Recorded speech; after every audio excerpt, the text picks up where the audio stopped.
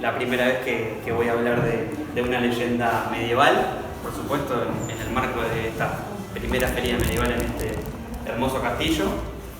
Y ahora Fabiana va a anunciar la charla, así que capaz que se suma alguien más.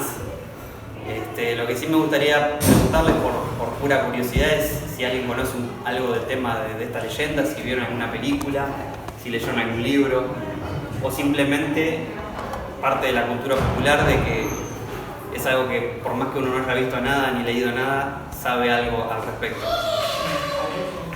¿Sí? ¿Alguien que quiera decir algo? ¿Allá? ¿Tú? ¿Te vi? ¿Alguna película viste? No, sí, película sí. ¿Sí? ¿Recordás cuál fue la que viste? No me acuerdo el nombre pero no he leído el grupo. ¿O el actor o actriz que ubiques en esa película? De repente no. Vale. Igual al final vamos a mostrar filmografía, las películas más conocidas y las lecturas más, también las más importantes desde mi punto de vista, aunque hay muchas, voy a mencionar las que he leído. Sí, esa es una. Sí, Sean Connery. Sí, de eso me acordaba. Esa es de las más lindas. Yo diría que sí, como historia es la más linda de todas las. Creo que es la que más se ajusta, ¿no? Ahora vamos a la a la historia. no a la historia, sino a la parte de los valores. Exacto, eso. A la parte de los valores sin duda. Pero a la leyenda. No, ahí claro, más cinematográfico, sí. Claro, sí, es muy de Hollywood, Claro. pero está muy linda, está muy linda. Bueno, ¿gustan sentarse? No, gracias. ¿No? Ah, vale. Bueno, bárbaro. Estamos ahí grabando. Espectacular. Bueno, vamos a dar comienzo a esta charla sobre el rey Arturo. La dividimos en dos para tener una charla entre medio, un corte entre medio, y quienes quieran hacer preguntas también pueden hacer todas las que quieran. No importa si me interrumpen, o sea, háganlo, prefiero que levanten la mano y que me interrumpan, lo agradezco. La primera parte es, vamos a hablar de la leyenda, pura y exclusivamente. Rey Arturo, la mágica leyenda que perdura a través de los siglos. Luego vamos a hablar en la segunda parte de lo que tiene que ver con la historia. Entonces, para contextualizar, lo que normalmente se conoce, que fue Inglaterra en ese momento, era Britania, la isla de Gran Bretaña. En ese momento estaba habitada por celtas britanos. Luego fueron conquistados por los romanos alrededor del primer siglo después de Cristo, y cuando se van los romanos a finales del siglo V, quienes invaden la isla son anglosajones y jutos, pueblos germánicos de lo que hoy es Alemania y Dinamarca aproximadamente, que luego de estar de la escasez de recursos para toda la población que tenían, necesitaban buscar nuevas tierras y tierras fértiles, que las encontraron en principio en el este de Gran Bretaña y después fueron conquistando la isla. En ese momento, estamos hablando del siglo V, quedaron obviamente los nativos desde hacía eones, o sea, desde hacía muchos siglos, que eran los celtas britones o britanos, como la misma distintas denominación del mismo pueblo, que habían quedado sin un rumbo, ya que siempre habían sido distintas tribus, y eso fue el motivo por el cual los romanos los conquistaron muy fácilmente y ahora estaban a merced de los anglos y los sajones.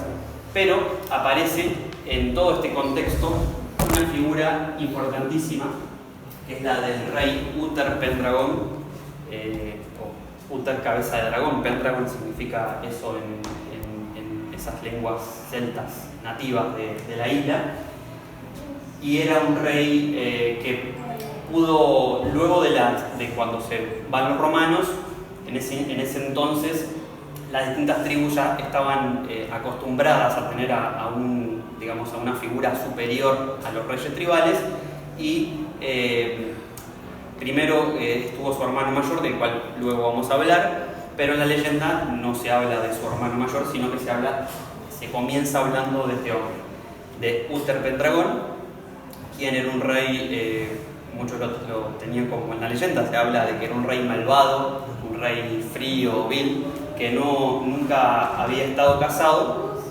hasta que ya bien entrado en años conoce a Igraine, la duquesa de Cornwall o Cornualles, que es, digamos, para que contextualizarlo geográficamente, es el cuerno de Inglaterra en el suroeste. Ella era la duquesa y Uhtred se enamora perdidamente de ella, a pesar de que obviamente estaba casada con el duque, y hace todo para poder llegar a ella, con lo cual inventa, vamos a decir, un conflicto con el duque Gorlois, y por eso se desata una guerra. El rey de Britania, el rey de los britanos, frente a, obviamente, a un simple duque, así que las fuerzas no estaban equiparadas. Era tal la ambición de poder poseer a Igraine que el rey Uhtred llama a un personaje que seguro todos lo escucharon alguna vez, el mago Merlín. Mago Merlín, personificado como Gandalf en El Señor de los Anillos, ¿no? O sea, toma mucho de lo que es el mago Merlín, exactamente. Quien ya lo conocía de décadas atrás, cuando era el druida y consejero de su hermano, o sea, del hermano de Uhtred, Ambrosio Aureliano, que era justamente el predecesor, uno de los primeros reyes luego de que se van los romanos.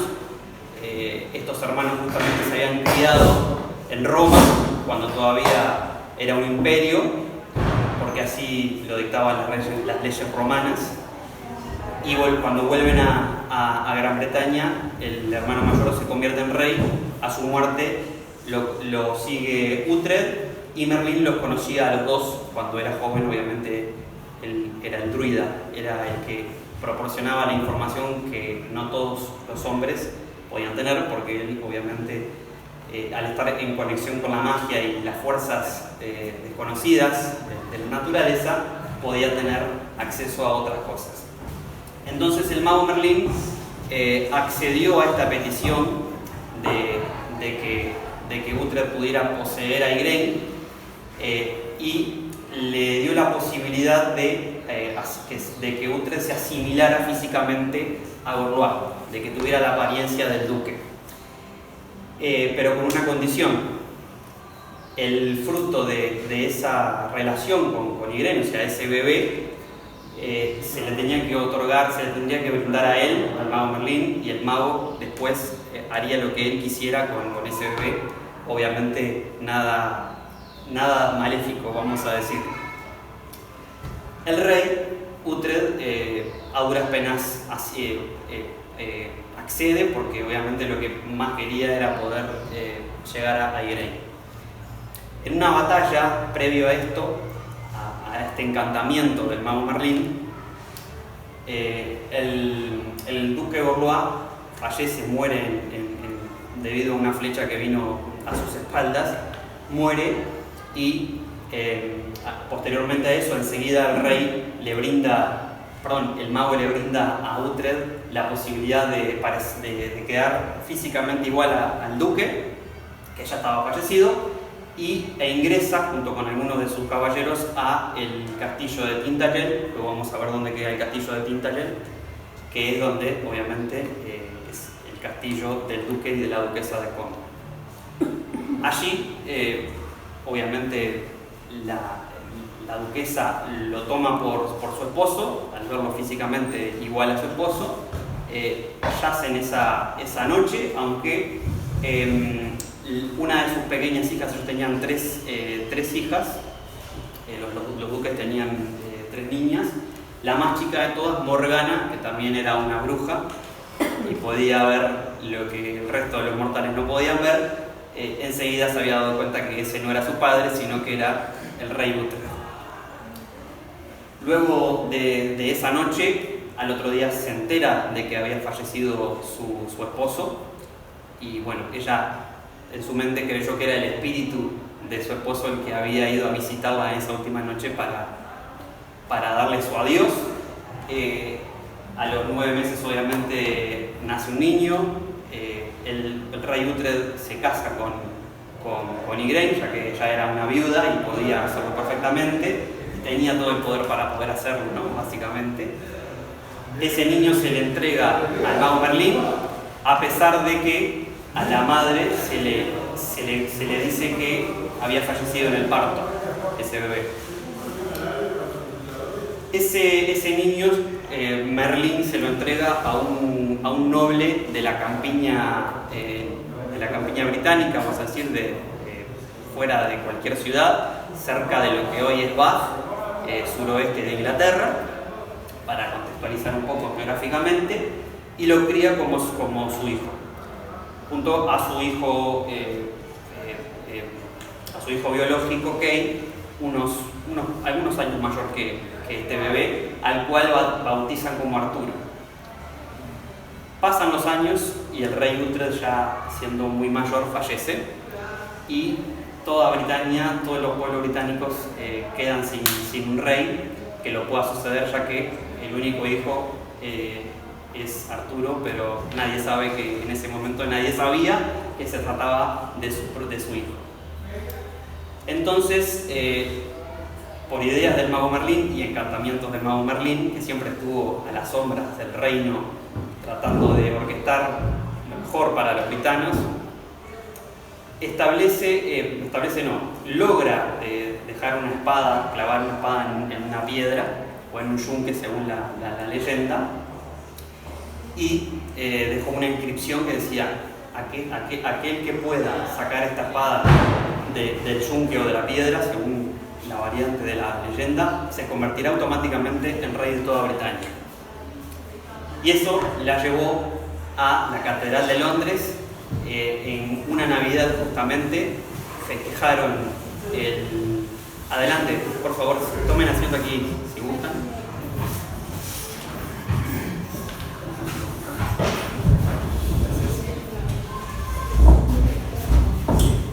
Muchas gracias. Entonces, en una Navidad se festeja en Londres varias competiciones injustas de caballeros, y en la Catedral de Londres estaba la piedra clavada, con lo cual todos los nobles bueno, no todos, pero muchos de los nobles de lo que hoy es Inglaterra habían acudido a Londres para intentar sacar la espada y convertirse en rey de toda Britania. Nadie lo había podido lograr, entonces se desvía la atención y siguen todos con las competiciones y demás. Kai, hermano adoptivo de Arturo, ya era un joven, ya era joven y ya era un joven que podía competir en las justas y competiciones de pelea, y el pequeño Arturo era su escudero, y como toda tarea de escudero tiene que ayudarlo, asistirlo en estas competiciones. Entonces, justo en el momento, un rato antes de poder participar en una competencia de lucha, Case se le rompe la espada o pierde la espada y le pide a su pequeño hermano adoptivo que vaya a buscar una en la habitación donde se estaban hospedando en ese momento en Londres. Arturo va desesperadamente allí y no encuentra ninguna espada. Con lo cual se acuerda en ese momento de que en la catedral había una piedra clavada en un yunque, una espada clavada en un yunque con una piedra, y como todo preadolescente, todavía era un chiquilín, y con toda su inocencia no se da cuenta de la importancia de esa espada y la saca sin ningún problema, sin ningún esfuerzo. Se la lleva a Kay, quien instantáneamente se da cuenta de que esa es la piedra que estaba clavada, porque hacía un rato la había intentado sacar sin éxito. No puede creerlo y para todas las competiciones para mostrarle al resto de los nobles de que él tenía la espada y que él tenía el derecho a ser el próximo rey. Por supuesto, aquí tenemos un fotograma de la película de Disney, La espada en la piedra. No recuerdo de qué año, pero de los años 60, dirigida por el propio Walt Disney. Entonces en ese momento, cuando tiene la atención este muchacho, Kay, le entra remordimiento y dice no, en realidad fue mi hermanastro, o sea, mi hermano adoptivo Arturo quien quitó la espada. Obviamente nadie lo podía creer, así que fueron todos con la espada de nuevo a la Catedral de Londres, clavaron la espada nuevamente con total facilidad. Kay intentó sacar la espada, no pudo.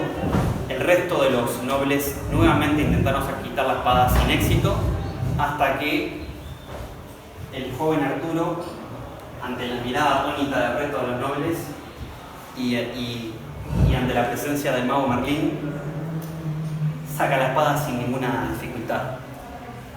En este momento, muchos de esos nobles, muchos de esos caballeros y guerreros no aceptaban tener a un imberbe, o sea, no tenía barba, era un chico que ni siquiera era un adolescente, no aceptaban que un imberbe los gobernara, los guiara, y se opusieron, con lo cual esto llevó a muchísimas batallas, pero que finalmente Arturo y todos sus guerreros que lo acompañaron lograron vencer, algunos convencer, y de esa forma se convierte en el rey legítimo de toda Britania.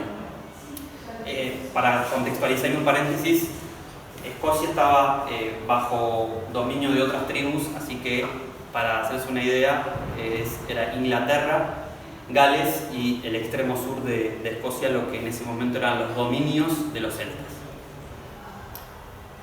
Arturo, luego de todas esas batallas, en una de esas batallas quiero decir, pierde su espada o se le rompe, según las variantes de la leyenda, y abatido y triste, el mago Merlín no tiene otra mejor idea que decirle: vayamos a un lago en donde habita en su interior una dama, que es la dama del lago, que si tú le pides cortésmente y amablemente una espada, ella te brindará una espada. Y esa espada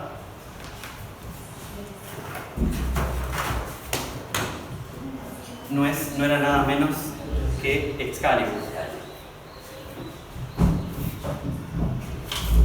Esta era la espada que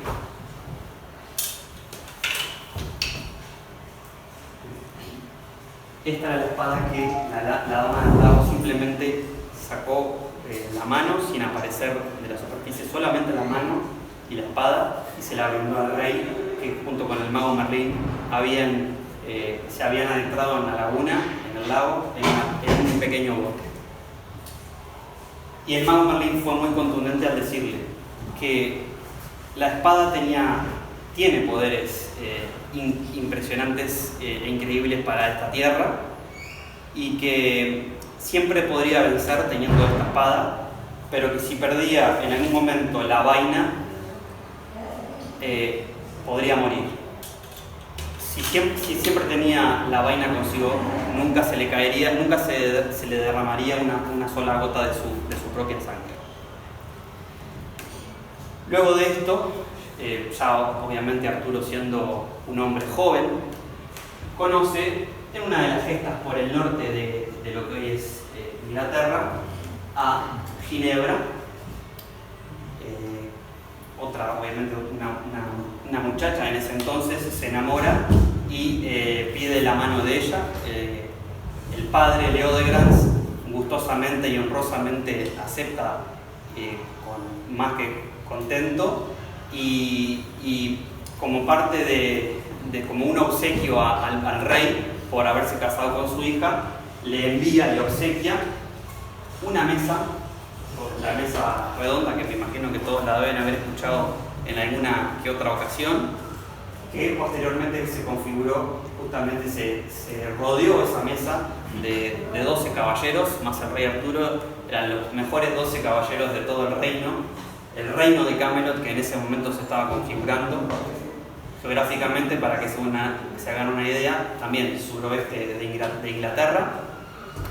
Hay algunos vestigios de que pudo haber sido en una zona que hoy se llama como Cadbury Tor, o sea, la torre de Cadbury, que bueno, hoy en día son simplemente, no hay nada, pero otrora, hace muchos siglos, existía.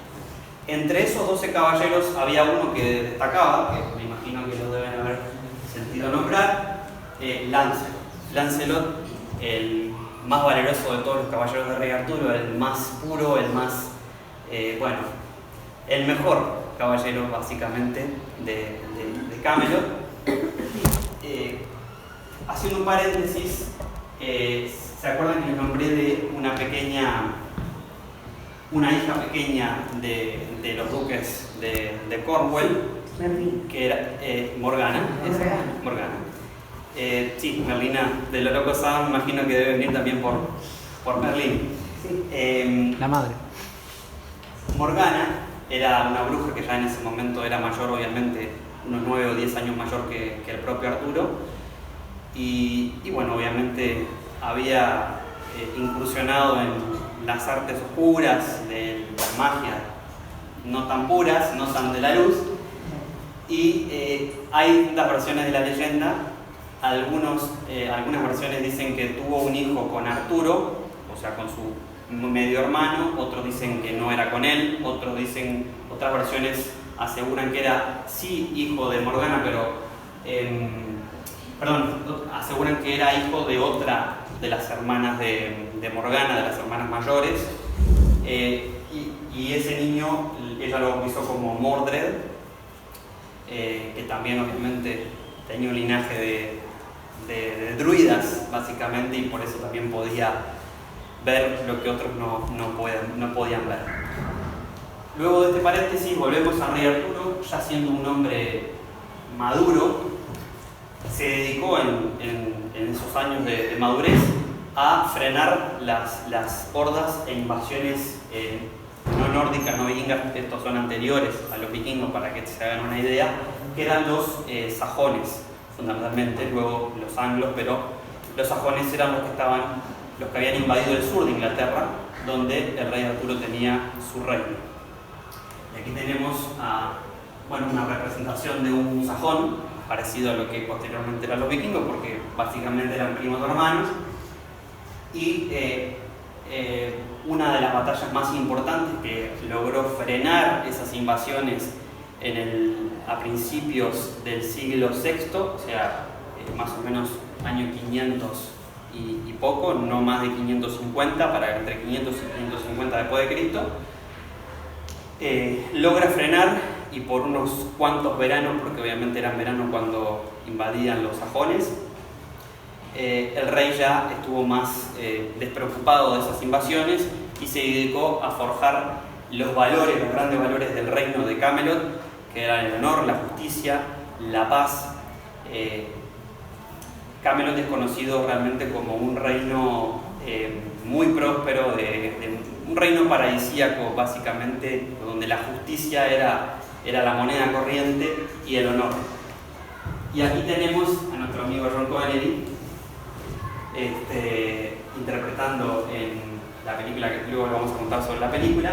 Vale, aquí ya un rey Arturo más mayor, básicamente que no tenía que preocuparse de la guerra, se dedicó él y todos sus caballeros a ir en busca del Santo Grial.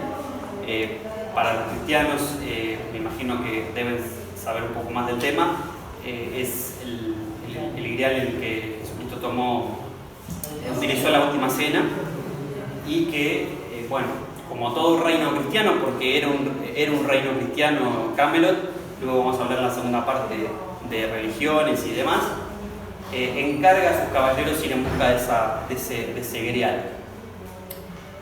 Y los dos caballeros que logran encontrar el Grial al final de la leyenda artúrica son Galahad, que era el hijo de Lancelot. Lancelot venía de Francia, su hijo también era francés, Galahad, y Percival, que era de Gales. Vamos a contextualizar un poco. Más allá del Grial, todo se desvirtuó y como en toda linda historia siempre hay alguna manzana podrida. Modred, que se había ganado la confianza de su padre Arturo, hizo esparcir por todo el reino el rumor de que la reina Ginebra tenía un romance con Lancelot, con lo cual desató la ira del rey y de todo el pueblo que la querían quemarla en la hoguera a la reina, porque las leyes de esa época así lo estipulaban cuando una reina cometía una infidelidad al rey. Y en el momento que está en la hoguera, obviamente preferían utilizar esa imagen, Lancelot la rescata y huyen a Francia, justamente a su tierra. El rey Arturo, ya sumamente enojado y montado en cólera, como se utilizaba en esas novelas medievales, más que nada renacentistas, sale atrás de ellos dos con obviamente un pequeño ejército. Van a Francia atrás de Ginebra y de Lancelot, y el Mordred, ahora que ya tenía todo el poder porque había quedado al mando de Camelot, no tiene mejor idea de que seducir, intentar hacerse, vamos a decir, de Ginebra. Luego de que el rey llega por fin a Lancelot y Ginebra, como buenos caballeros que eran, sin necesidad de utilizar la violencia, Lancelot le entrega a la reina, disculpen, hay distintas versiones de la leyenda, por eso es que algunas versiones hablan de que Ginebra había quedado digamos, en Inglaterra, vamos a decir, en Britania. Otras variantes de leyendas aseguran que se había ido con Lancelot, pero más allá de una o de la otra versión, la cuestión es que se llega a la paz entre Lancelot y Arturo y los dos vuelven a Britania, a lo que hoy es Inglaterra. Pero ya ahí el panorama era completamente distinto, porque Mordred, como mala persona que era y brujo malo, vamos a decir, se había hecho del poder y no quería devolvérselo a su propio padre, con lo cual se desata una batalla, la batalla de Camlan. En esa batalla básicamente estaban los seguidores de Mordred y los seguidores del rey Arturo. Antes de esa batalla, cuando estaban los dos ejércitos prontos para el ataque, se había llegado a un acuerdo, pero por cosas del destino, quién sabe, una serpiente básicamente pasó por entre los pies de uno de los guerreros de uno de los bandos, y ese guerrero desenvainó la espada para obviamente matar al animal que lo podría morder de muerte. O sea, evidentemente era una de las especies venenosas de Inglaterra, y con el brillo de la espada, el brillo del sol en la espada, el ejército opuesto no dudó y se abalanzó sobre ellos, pensando de que no querían la paz, básicamente, por esa espada que estaba fuera de la vaina, y se desata una masacre en la cual afortunadamente el rey Arturo logra logra matar a Mordred, pero este último lo hiere de muerte. No lo mata en el momento, pero es una herida de la cual no se va a poder salvar nunca, evidentemente. Ya el rey, mayor y abatido, ya en su lecho de muerte, o sea, ya pronto para morir, vamos a decir, con sus últimos suspiros, le pide a uno de sus nobles caballeros, Sir Bedivere, que devuelva la espada a la dama del lago. Este Sir Bedivere, este caballero, cuando llega al lago, obviamente no había ninguna mano en ese momento, Está a punto de devolver la espada, pero la vio tan hermosa y tan poderosa que no la quiso tirar, la dejó, la guardó entre los pastos y volvió con Arturo y le mintió, le dijo que la había tirado. El rey Arturo le preguntó qué había pasado y él dijo que nada, que simplemente había tirado la espada, incluso con la vaina.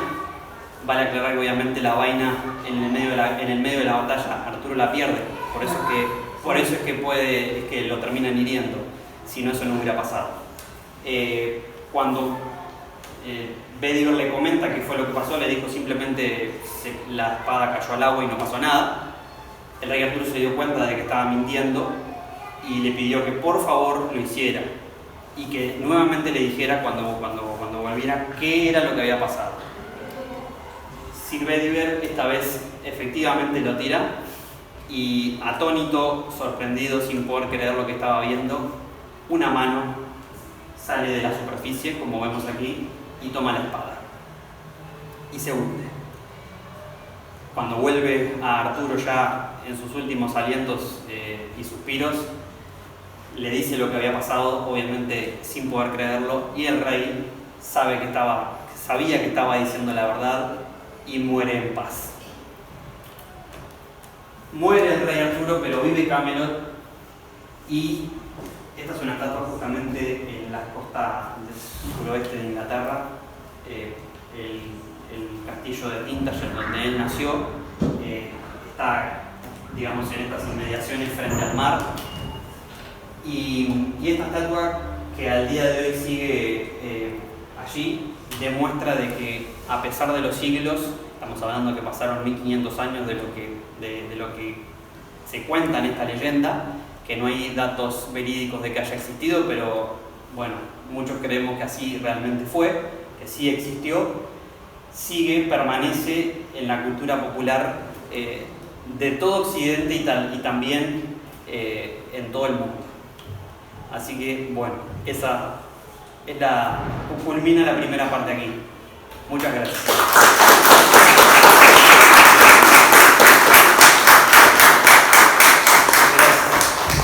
¿Alguien quiere hacer alguna pregunta o algo? ¿No? ¿Conocía a su madre en definitiva alguna vez? ¿Cómo? ¿Conocía a su madre? O sea, supo que era su madre. Bueno, hay distintas versiones, ahora vamos a hablar de distintas lecturas, pero hay en una novela sí la termina conociendo cuando es mayor, en otras novelas, o sea, en otras versiones de la leyenda, me gusta decirlo así, no la termina conociendo. Cada uno se va armando su propia historia de la leyenda. Como yo me lo imagino, sí. Cuando obviamente se convierte en reina, o sea, en ese momento la reina ya seguía viva, y bueno, yo quiero creer de que así la conoció, pero son distintas las versiones. Pero te agradezco que me hayas hecho la pregunta. ¿Alguien quiere hacer otra pregunta? Por favor. ¿No?